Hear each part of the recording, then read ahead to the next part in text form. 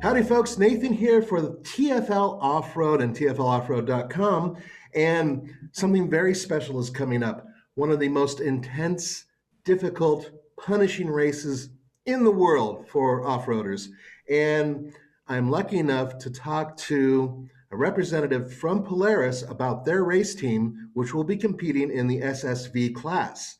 And I want to introduce you guys to Robert Wilmot, who he's done a lot, including lead engineer for the team, but he is an architect. Robert, better yet, why don't you tell everybody everything that you've done with this team leading up to where we are right now?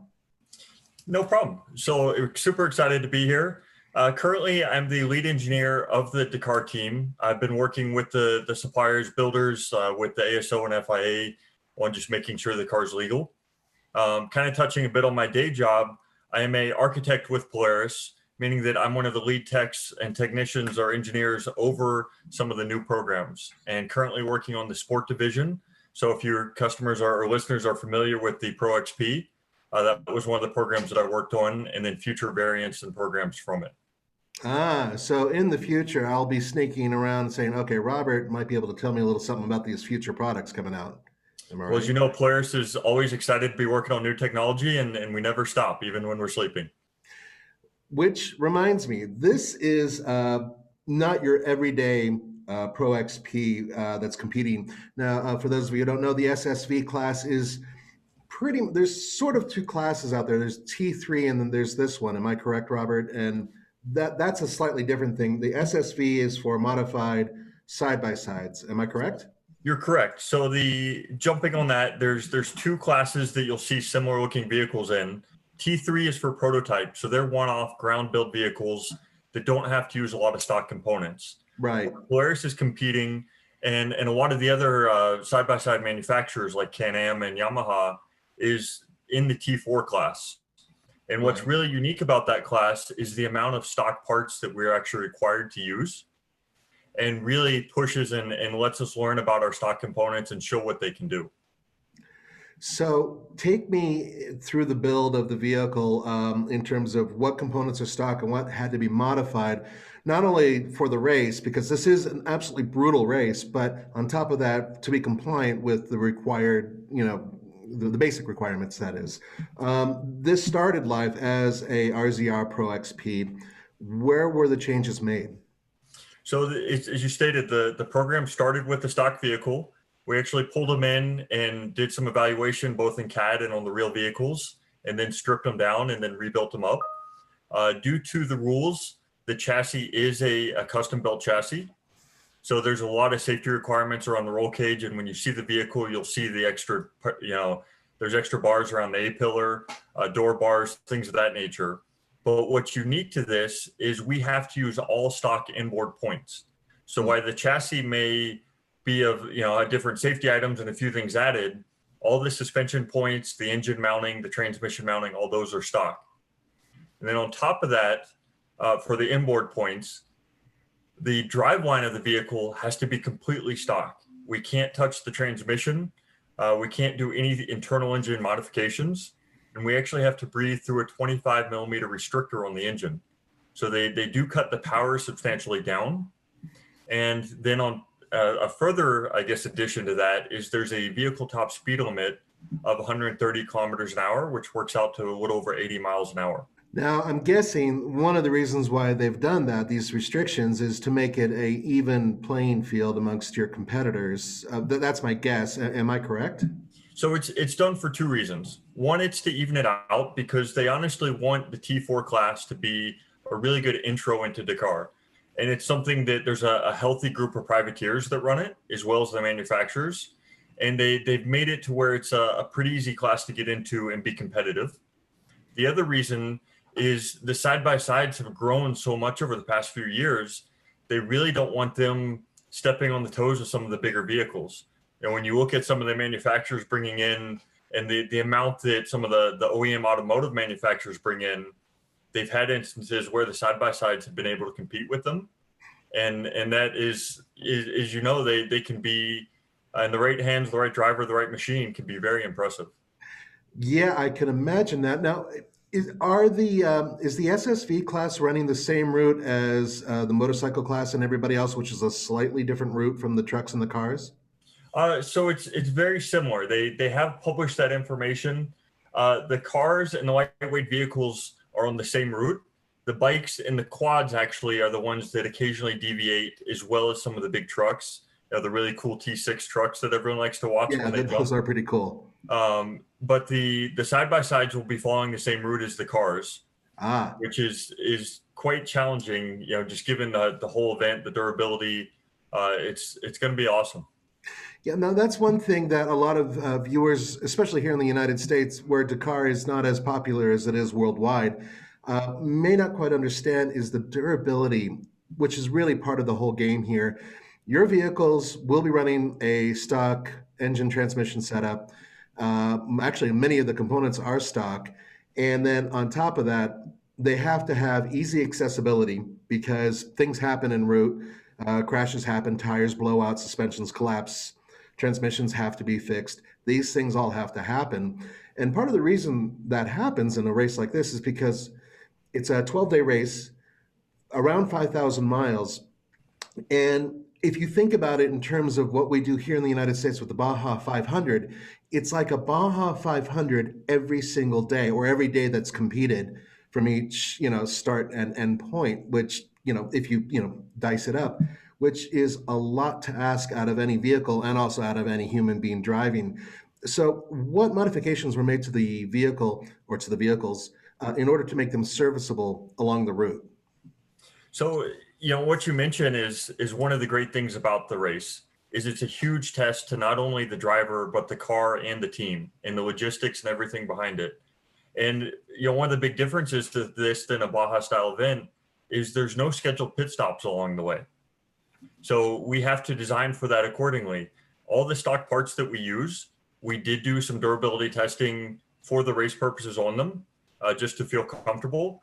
But per the rules, we're not allowed to change them. So the engine is one that was built on the normal Polaris assembly line, and other than just inspecting it, it goes in the vehicle. And there's actually a 50-hour penalty if you change them. So effectively, you have no chance of winning if you change an engine. We did work on the chassis to ensure that the common serviceability points were easy to get to. Some of the items that we were allowed to modify, the vehicle's wider than stock. So we were able to build new control arms, new trailing arms, and we worked with those to ensure things like the bolts were common to where if they have to service them, they can swap bolts between different locations, carry less spares in the vehicle. And as you mentioned, the crew will leave in the morning and we won't see the cars till the end of the day. It's up to the drivers and the people on the course. Polaris does have two different chase vehicles that will be on the course, which is common with most teams, and that's shared amongst various people. But there's a fast chase and slow chase, and everything until the car gets back at the campsite at the end of the day is up to them to finish. So the car is equipped to carry more parts on it. It actually has a few extra spare parts. It has a special toolkit on board, and everything else is up to them. It's definitely a different challenge for the team and drivers to adapt to. Is they're so used to the Baja style where there's a chase truck that is kind of 30 minutes away if they pick up the phone at best. In this case, there's cases where teams have had to spend the night out in the sand dunes at previous Dakars because they either didn't have the part, couldn't get fixed, or got off course. It's a mind-boggling challenge if you actually think of the scope of the race and the fact that it's been around for so long. I wanted to talk to you about the teams. I believe you have three vehicles running. With one of the teams is actually there's a husband and wife, but they're not on the same team per se. They're on the same driving team, but they have their own vehicles. Am I correct? Yes, so we did. Unfortunately, there was a last minute decision. We scaled down to two vehicles. Oh, two vehicles. Okay. Yep. So that was one of the drivers actually had an injury and was recommended not to run the event. It was unfortunate, and looking forward to the future with them. But our two drivers right now are the Matlock family. So it's Kristen and Wayne Matlock, and they will be competing against each other. So two different cars. They'll be in different areas in the fact they're not actually starting right next to each other. Mm-hmm. So they won't be able to run in parallel to each other. And the way the event works, they could get scattered to where, they could be anywhere from 20 to 30 minutes to maybe an hour apart from each other on the course, depending on when they start the stage. So it really is an individual sport once they leave, for them to get the car across the finish line. Now, that what you just mentioned about paring down to two vehicles is sort of part and parcel to what Dakar is. You have to make a lot of adjustments on the fly, regardless of how well prepared the team is. There's always, a fly in the ointment. There's always something that comes in that makes it difficult. This year, there's been a very difficult thing going on, and that's COVID-19. And I'm really curious to how you guys were able to make this happen. I know it's not quite as big of a Dakar this year as it was in years past, but it's not that much smaller. They managed to not only bring in some new teams, but they also started a whole new division called the Classics division, which helped kind of increase the numbers to a certain degree. But you're still, the SSV is competitive. There are a lot of vehicles that are racing, and under the circumstances, how do you guys prepare, especially with COVID-19 floating around? COVID has been kind of the black cloud over everything. It's lately is breaking as of today. We've had to change our flights even going out there. The Saudi government has actually just shut down their borders for 7 days. Oh boy. They have given us special permission. There's a lot of work we have to do. We have to get tested. We have to quarantine. Even going back before that, we had part delivery issues and things with the team that, just supply issues that COVID is affecting everyone across the world.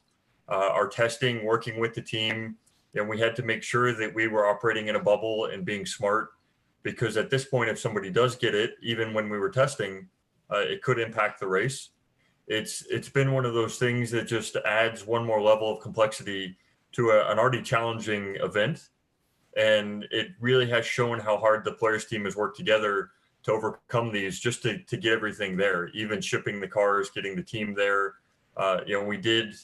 We actually built a test car first to ensure that the race car was what we wanted it to be. Mm-hmm. And we started doing a lot of miles testing on that car. Got about over 2,000 kilometers on that car before we then swapped over and started building the race car. And every bit of it, from travel between people in Minnesota to California, going out in the desert, different ride areas, it's always been there as an aspect of how do we work with the COVID restrictions to make them minimize the impact on the team. It must be hard enough just doing that in the United States, but here you are shipping thousands of miles over to Saudi Arabia. And then while you're there, of course, having to still maintain these safe practices, which, let's face it, every time you get to the bivouac, people are covered in dirt and oil and blood and, whatnot. And, it's like, how the hell do all these teams manage to really make that work? And, they've already been, working really hard. Saudi government has been, from what I understand, very, very strong about, this is how it's going to work. You guys need to work within these parameters, and everybody's managed to do so, all big and small teams. But in your case, you guys do have a fairly small team that's going there, especially when you look at some of your competitors. You've got Yamaha, of course, Can-Am and whatnot. And some of them are fielding an awful lot of vehicles.